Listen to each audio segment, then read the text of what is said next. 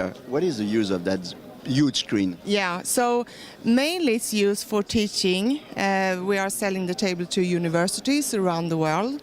It's cloud-based solution, so they can access all these prepared cases from everywhere. So even from home, they can work with the cases and prepare for class. What are the main features of this screen? The main features are the touchscreen, of course. We have the software. We are, the companies. We are having 40 years experience in PACS, imaging, software development. So the real wow is the software. Yeah. So you're going to show us some of the main features? Yeah. What we see here is the heart.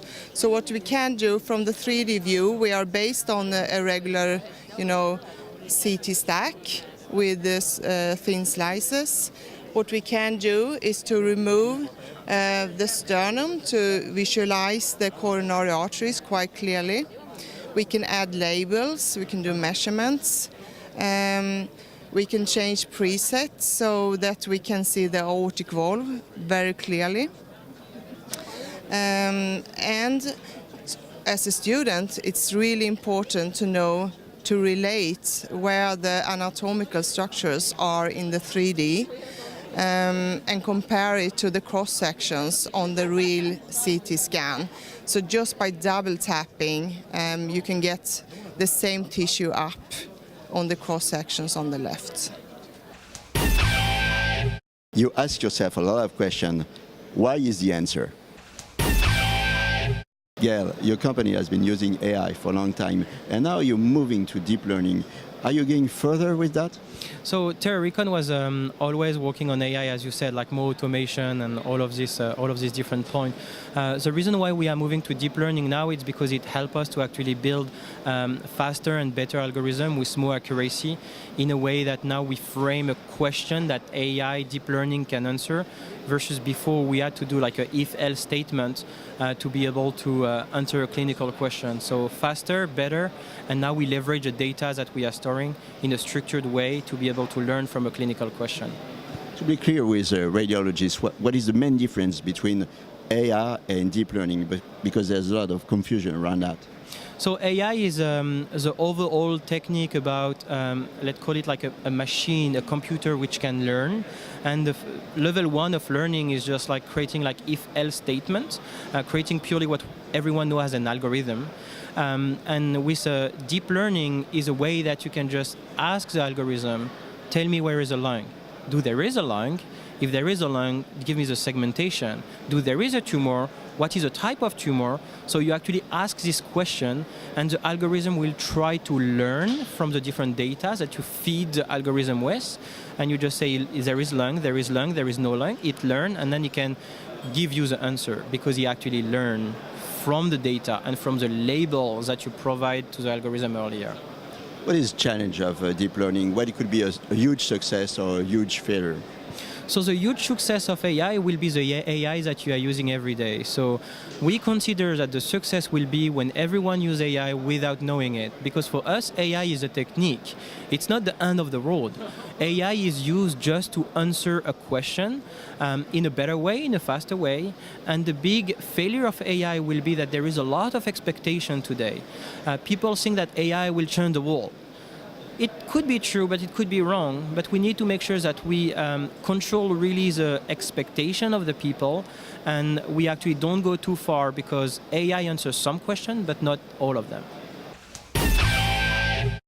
What is this machine all about? Yeah. This machine is to be able to transport clinical medical image down to patients outside hospitals. In such a small car? In a small car like this. The company Solutions for Tomorrow are dedicated to bring clinical images out to the patients, even outside the hospitals. We call it true X-ray mobility. This machine is very light. Is it very expensive, or is the price light as well? It's you pay what you get, and this machine is not very expensive, but it's also not a budget machine. This is you get the best images in its class. I'm with Brian. Brian, you're the editor-in-chief of AntMini.com. What is your take on the show? Well, ECR is one of my favorite shows to go to. I mean, it's Vienna's a lovely town. They really do a great job here, as you can see. You know, with the culture, the music. You know, bringing the different countries that are contributing to life. So it's really a wonderful show to come to. What would be the main differences between RSNA and ECR? Well, RSNA it's like America. It's huge, you know, it's really big, and sometimes it can be really hard to navigate. ECR is a little bit more, it's more compact. Everything is kind of in one place here. It's not quite as big. I mean, it's maybe half the size of RSNA, but it has a little more flavor, a little more flair. So there's differences between the two. Well, artificial intelligence is everywhere, but I think that cloud and the platform are the rising star.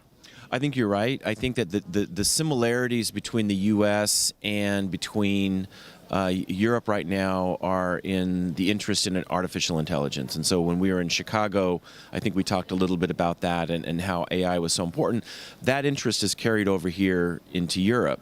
And there are kind of some subtle differences. I think that Europe right now is very interested in the ethical use of AI, and I think this is something actually in France. They've been leading the way here. And how do we make sure that this technology is used in an ethical way? Because there are a lot of really major implications to artificial intelligence, not just in radiology, but in a lot of other ways as well.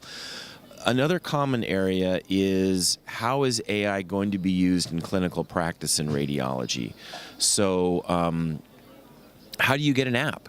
Are you going to have to go to each AI app developer's website to download it? Or is there going to be a platform, kind of like an iTunes for AI in radiology, that if you need something, you can just go there and grab it? Or is it going to be built right into your workstation? So the radiologist is working on reading a case, and maybe down in the bottom of their screen, there's a little button that says, AI, and so and they can just kind of click in and out of that. And there's also a lot of ways that AI is going to work that go beyond analyzing images. I mean, I talked to one vendor a couple days ago, and they said that they're using AI to try to figure out which patients might not show up for their exams. And I think this was research that was going on in France as well, where they took a lot of different factors, like what kind of disease the patient had, how old the patient was, what day their appointment was scheduled, and then even what the weather was like, to try to figure out whether they would be a no-show or not. Because if a patient doesn't show up for an MRI scan, that's very expensive for a hospital. So by applying AI, they could find out, hey, there's a chance that this patient might not show up for this exam. Maybe we shouldn't schedule them at 4 o'clock on a Friday afternoon. Maybe they should be at a different time. So those are a lot of really practical ways to use AI that a lot of the discussion here at ECR is talking about. Very quickly, what is the must-see on this show? I would probably have to say AI. If you are here at the meeting, hopefully people are walking around looking at AI. The AI showcase over in the other hall has a lot of great AI vendors and a lot of great AI talks. AI is really kind of taken over here, so I really think that if you're coming to ECR, that's really the thing that you want to take a look at. That's kind of the must-see.